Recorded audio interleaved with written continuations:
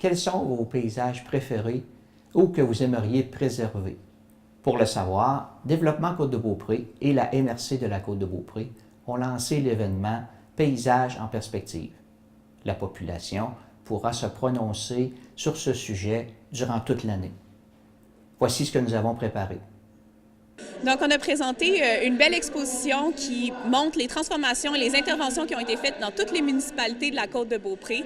Le but du projet, c'est vraiment de sensibiliser la population au fait que les paysages évoluent, changent constamment et qu'on peut vraiment avoir un impact positif sur ces transformations-là en tant qu'individu, mais aussi en tant que municipalité.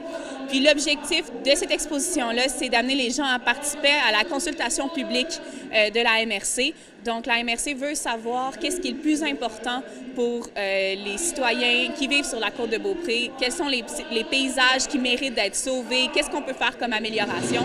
Donc, c'est vraiment ça l'objectif du projet. Puis comment ça se déroule?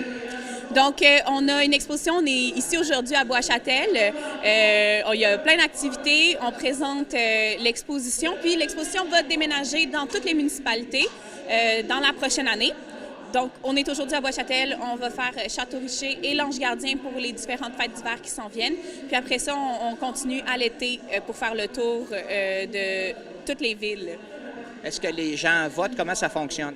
Donc, on a une participation active sur le moment. On a aussi un sondage, une consultation qui va être disponible en ligne.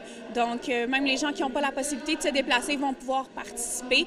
Et même chose pour l'exposition. Bientôt, on va la mettre disponible en ligne. Donc, tout le monde va pouvoir la consulter. Est-ce qu'il y a une échéance? Est-ce que vous faites un an? Comment ça fonctionne?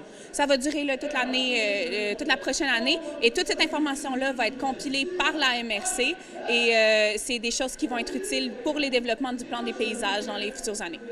Pouvez-vous nous donner des exemples un petit peu de paysages qui ont été retenus? Oui, alors on a tout plein d'exemples. Si je prends ici Bois-Châtel, on a pris la thématique de l'intégration à la trame urbaine et il y a eu des grosses rénovations sur la caisse populaire de Bois-Châtel et la transformation est flagrante et c'est vraiment l'exemple qu'on a mis pour la municipalité.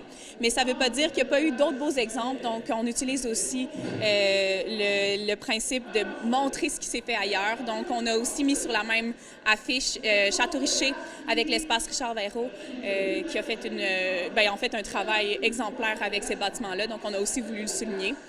Donc, il y a d'autres paysages de Bois-Châtel qui se retrouvent aussi sur d'autres bâtiments.